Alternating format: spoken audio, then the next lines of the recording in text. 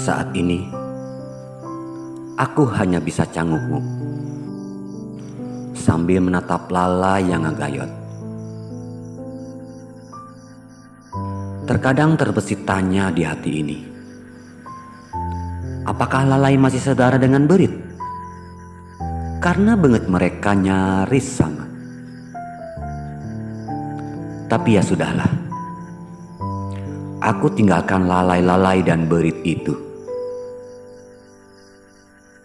Kini aku kembali ke pelukan malam, di mana udaranya sangat ngawehut dan membuat tuurku ngelolotrok. Sesekali ku dengar betengku kukurubukan, tapi aku masih bingung. Apakah karena lapar atau karena hayang ngising? Aku masih menunggu untuk memastikan agar diagnosa dan analisaku tepat 100%. Sampai akhirnya aku merasakan ada sesuatu di juburku. Ada aroma yang tak asing dan akrab di hidungku.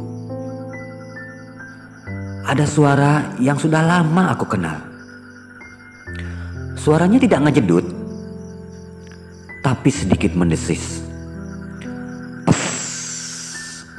Seperti itu. Lalu aku coba hirup secara mendalam dan pasti. Aku kaget. Aku ruas. Aku sawan. Mengapa aroma yang keluar dari juburku itu bau petei? Dan akhirnya tibalah aku di sebuah kesimpulan. Ternyata sakit di betengku bukan pertanda lapar, tapi pertanda mules beteng.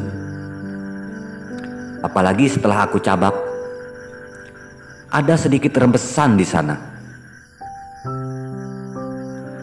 Rupanya yang melejus tadi ada bukurnya. Apakah kalian tahu bukur? Bukur itu sejenis zat biologi dan mengandung unsur-unsur hangit yang dihasilkan oleh lambung ketika kita mules beteng. Terkadang aku merasa bangga karena tidak semua orang mengalami fenomena ini. Hanya orang-orang tertentu dan orang-orang terpilih yang mempunyai kelebihan seperti itu. Bahkan Spiderman dan Hulk pun belum tentu mampu hitut dengan bukur-bukurnya. Jadi teruntuk kawan-kawanku semua, bila beteng kalian sudah melekbek, jangan pernah ragu untuk mengambil tindakan. Heujeunkeun, karena itu akan lebih baik. Percayalah. Selamat malam.